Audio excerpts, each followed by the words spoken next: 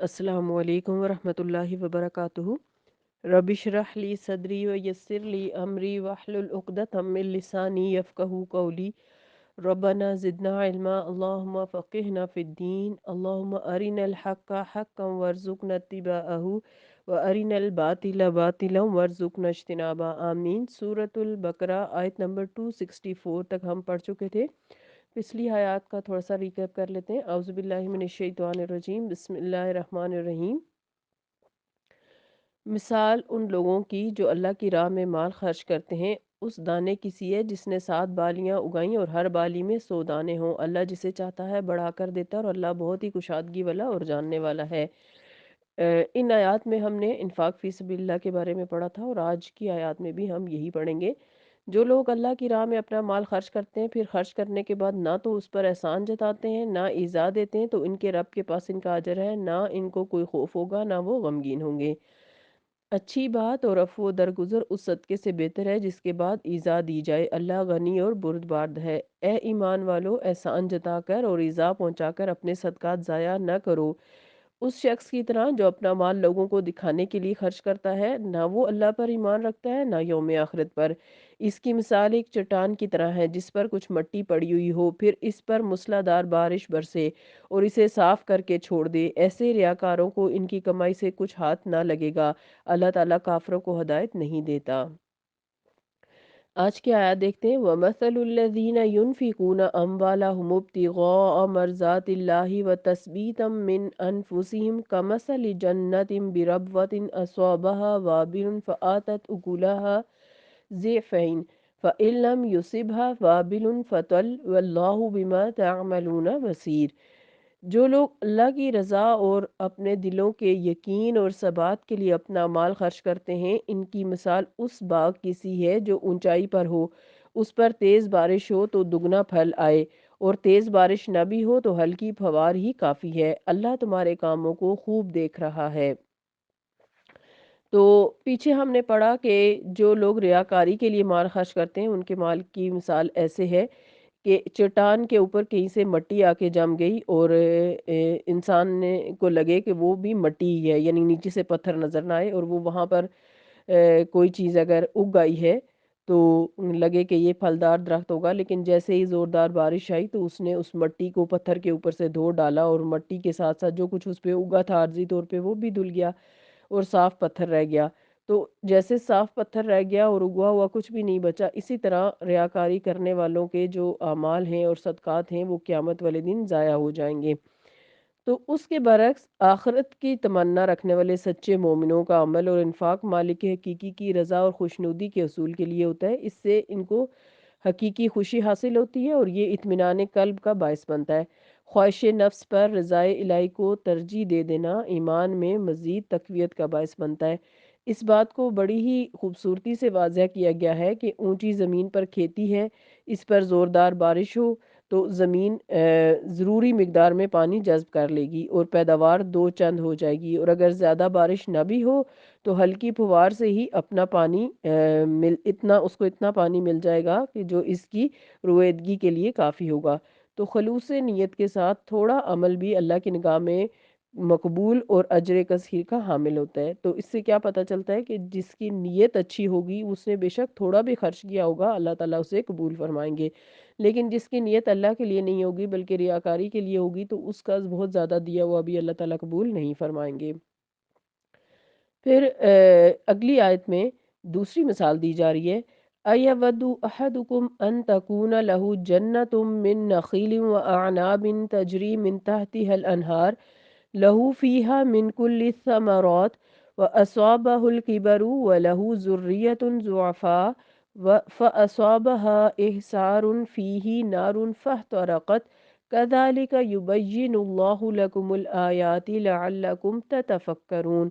क्या तुम में से कोई ये चाहेगा कि इसका खजूर और अंगूर का एक बाग हो जिसमें नहरें बह रही हों और इसमें हर किस्म के फल हों और उसका बुढ़ापा आ जाए, यानी जिसका वो बाग है उसको, जबकि इसके बच्चे नातवा हों, फिर उस बाग पर एक बगुला आ पड़े जिसमें आग हो और वो बाग जुलस जाए।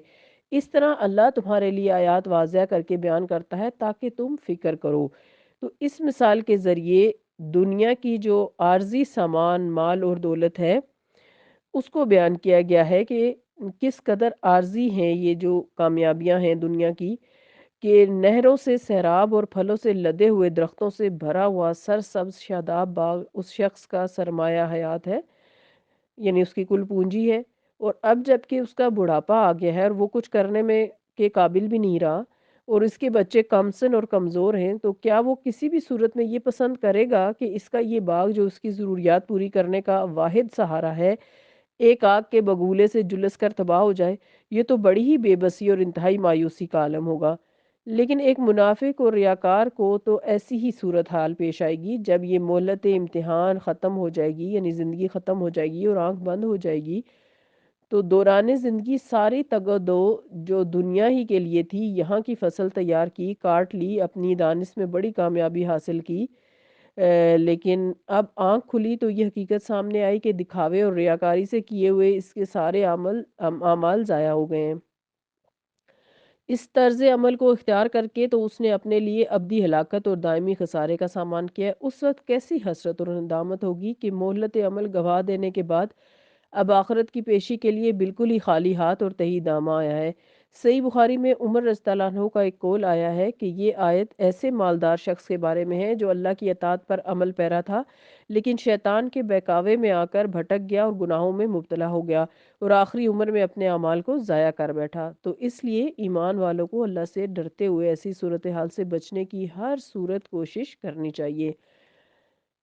اگلی آیت دیکھتے ہیں۔ یا ایھا الذین آمنوا انفقوا من طیبات ما کسبتم ومما اخرجنا لکم من الارض ولا تیمموا الخبیث منہ تنفقون ولستم بآخذیہ الا ان تغمضوا فیہ واعلموا ان اللہ غنی حمید۔ اے ایمان والو، عمدہ چیزیں خرچ کرو اپنی کمائی میں سے اور اس میں سے جو ہم نے تمہارے لیے زمین میں سے نکالا ہے، اور ان میں سے ایسی بری شے کو خرچ کرنے کا ارادہ بھی نہ کرنا جن کو تم خود لینا نہ چاہو گے، سوائے اس کے کہ آنکھیں ہی بند کر لو اور جان لو کہ اللہ تعالیٰ بے نیاز ہے اور بہت زیادہ خوبیوں والا ہے۔ تو ایمان اور اخلاص کا یہ بھی تقاضا ہے کہ اللہ کی راہ میں حلال اور طیب اور عمدہ سے عمدہ چیز دی جائے۔ بر اور تقوی کا حصول ممکن ہی نہیں، یعنی نیکی اور تقوی کا حصول ممکن ہی نہیں جب تک کہ ہم اپنی پسندیدہ چیز اللہ کی راہ میں خرچ نہ کر دیں۔ اللہ تعالیٰ پاک ہے، اس کے یہاں خبیث یعنی ناجائز کمائی کا مال یا ردی اشیاء قبول نہیں ہوتی۔ اس نے اپنے مصرف کے لیے یعنی جس شخص نے اپنے مصرف، اپنی ضروریات کے لیے، اپنی خواہشات کے لیے تو عمدہ سے عمدہ مال پسند کیا اور مساکین کو ردی سے ردی گرا پڑا مال دیا، اس نے گویا شیطانی ترغیب پر عمل کیا اور خواہش نفس کی پیروی کی۔ برا بن عازب رضی اللہ عنہ سے روایت ہے کہ یہ آیت وَلَا تَيَمَّمُوا الْخَبِيثَ ہم انصار کے بارے میں نازل ہوئی ہے۔ ہم لوگوں کے خرمے کے درخت یعنی جسے کھجور ہوتی ہے، خوش کھجور جسے کہا جاتا ہے، ہم اپنی حیثیت کے مطابق ایک دو خوشے لا کر مسجد میں لٹکا دیا کرتے جس میں سے اصحاب صفا کھا لیا کرتے۔ آپ جانتے ہیں کہ اصحاب صفا وہ صحابہ تھے جو تمام وقت جو ہے وہ نبی صلی اللہ علیہ وسلم کے پاس دین سیکھا کرتے تھے، اور ظاہر ہے کہ اس دوران ان کے پاس وقت نہیں ہوتا تھا کہ وہ جا کے کمائی کر سکیں، تو ان کے لیے نبی صلی اللہ علیہ وسلم نے فرما رکھا تھا کہ کھانے پینے کا کچھ بندوبست یعنی کر لیا کرو، صدقہ وغیرہ۔ تو وہ صحابی فرما رہے ہیں برا بن عازب کہ ہم وہاں پر کچھ خوشے لٹکا دیا کرتے تھے جسے اصحاب صفا کھا لیا کرتے تھے۔ بعض لوگوں کو خیر کے کاموں کی اتنی زیادہ شوق نہیں تھا، وہ ردی اور سوکھے خرمے ہی لا کر لٹکا دیا کرتے۔ اس پر یہ آیت نازل ہوئی۔ رسول اللہ صلی اللہ علیہ وسلم نے فرمایا اگر اس شخص کے پاس ایسا ہدیہ آتا، یعنی جو وہ یہاں لا کے دے رہا ہے، اگر اس کو ایسا مال دیا جاتا تو یہ اس کو ہرگز نہ لیتا، مگر یہ کہ چشم پوشی یا شرم کی وجہ سے۔ راوی کا کہنا ہے کہ اس کے بعد ہم اچھے سے اچھے خوشے چھانٹ کر لایا کرتے تھے۔ صحابہ کرام رضی اللہ عنہم نے اخلاص اور وفاشاری کا ثبوت دے کر اللہ کا رضامندی حاصل کر لی، تو اللہ نے انہیں دنیا اور آخرت کی کامیابی سے نوازا۔ یہاں یہ بھی واضح کر دیا گیا کہ مالک کائنات اس بات سے قطعاً بے نیاز ہے کہ کوئی اس کی راہ میں خرچ کرے یا نہ کرے، یہ تو بندوں ہی کی ضرورت ہے کہ وہ اس کی راہ میں جان و مال لگا کر اپنے حقیقی مالک کی خوشنودی حاصل کریں، اسی میں ان کی اخروی فلاح کی ضمانت ہے۔ پھر اگلی آیت دیکھتے ہیں، اس میں فرمایا الشیطان یعیدکم الفقر ویأمرکم بالفحشاء واللہ یعیدکم مغفرۃ منہ وفضلا واللہ واسع علیم۔ شیطان تمہیں تنگ دستی سے ڈراتا اور بے حیائی کے تلقین کرتا ہے، اور اللہ اپنی طرف سے مغفرت اور فضل و کرم کا وعدہ فرماتا ہے۔ اللہ تعالیٰ بہت زیادہ وسعت والا اور علم والا ہے۔ تو اس آیت میں بتایا جا رہا ہے کہ آخرت سے غافل دنیا دار کے ذہن پر دنیاوی مفادات اور تحفظات کا جنون سوار رہتا ہے۔ شیطان اسے ہر وقت وسوسے ڈالتا رہتا ہے کہ اس کام میں ضرورت سے زیادہ ہاتھ نہ کھولو، خرچ نہ کرو، ایسا نہ ہو کہ تمہاری ضرورتیں ادھوری رہ جائیں اور مال ختم ہو جائے تو تم دوسروں کے دست نگر ہو جاؤ۔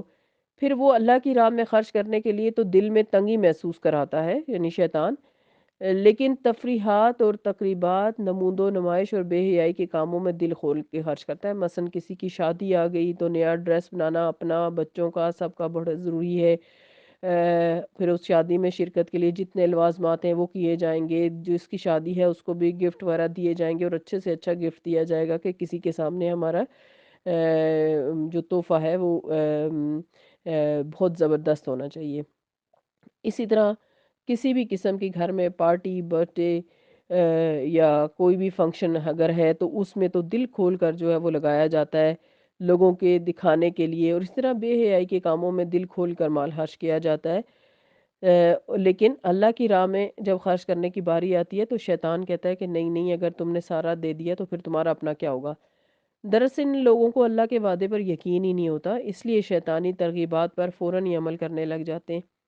اس کے برعکس آخرت کے طلبگار مخلص مومن اسراف سے بچتے ہوئے اپنی ضروریات پوری کرتے ہیں، یعنی فضول خرچی نہیں کرتے وہ، لیکن اللہ کی راہ میں خوب دل کھول کر خرچ کرنے میں ان کو دلی مسرت ہوتی ہے۔ نبی صلی اللہ علیہ وسلم نے فرمایا اسلام میں رش کی کوئی گنجائش نہیں سوائے دو چیزوں کے، جن میں سے ایک یہ ہے کہ اللہ تعالیٰ کسی شخص کو مال عطا فرمائے اور وہ اس کو اپنی راہ میں خرچ کر ڈالنے پر لگا دے، یعنی اللہ کی راہ میں خرچ کرنے میں لگا دے، اور دوسرا وہ جس کو اللہ تعالیٰ نے دین کا علم دیا ہو اور وہ اس کو دن رات پھیلا رہا ہو۔ دراصل یہی لوگ ہیں جو اپنے رب کے وعدہ مغفرت اور فضل و کرم پر یقین رکھتے ہیں اور برضا اور رغبت اللہ کی راہ میں جان اور مال لگانے میں ذرا بھی پس و پیش سے کام نہیں لیتے۔ تو آج کی آیات میں ہم نے یہ سیکھا کہ اللہ کی راہ میں خوشی سے خرچ کرنا چاہیے، کیونکہ کل بھی ہم نے یہ چیز پڑھی تھی کہ صدقہ وہ واحد چیز ہے جس کا اجر مرنے والا جب دیکھے گا تو وہ شدید خواہش کرے گا کہ مجھے دنیا میں تھوڑی دیر کے لیے بھیجا جائے، تو جو چیزیں میں چھوڑ کے آ گیا ہوں ان کو بھی میں اپنے ہاتھوں سے صدقہ کر کے آؤں۔ تو اللہ تعالی ہم سب کو صدقہ کرنے کی اپنی راہ میں توفیق دے، اپنے دین کا بہترین علم عطا فرمائے اور عمل کی توفیق عطا فرمائے، آمین۔ سبحانک اللہم و بحمدک نشہد ان لا الہ الا انت نستغفرک و نتوب الیک۔ السلام علیکم ورحمۃ اللہ وبرکاتہ۔